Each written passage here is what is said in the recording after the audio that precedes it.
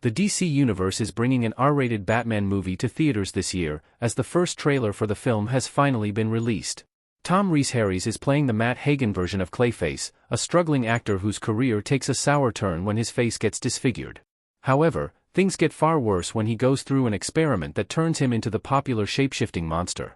The marketing for the film began on Tuesday, April 21st, as the official social media accounts for the DCU film began sharing magazine covers that tease the overall plot of the film. Throughout the Clayface trailer, Matt's trauma is explored, showing how he ends up getting disfigured, as well as teasing how he gets his powers. As seen at CinemaCon 2026, his face is melting at numerous points, while also giving a silhouette of the mud monster in action. The film also gives the first look at Naomi Aki's character, who is said to be the scientist who puts him through the transformation. The Clayface movie comes from filmmaker James Watkins, while horror legend Mike Flanagan and Hossein Amini wrote the screenplay for the DCU entry. This will mark the first DC Studios movie with an R rating in James Gunn's superhero franchise.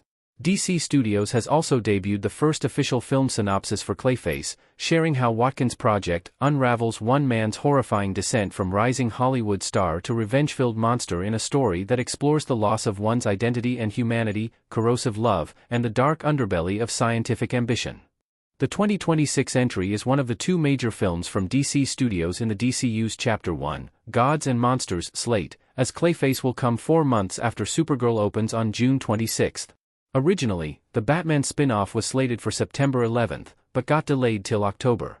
During a CBS interview in July 2025, Gunn stressed that Clayface is a totally different thing. Although it's in the same universe, it's a complete horror film.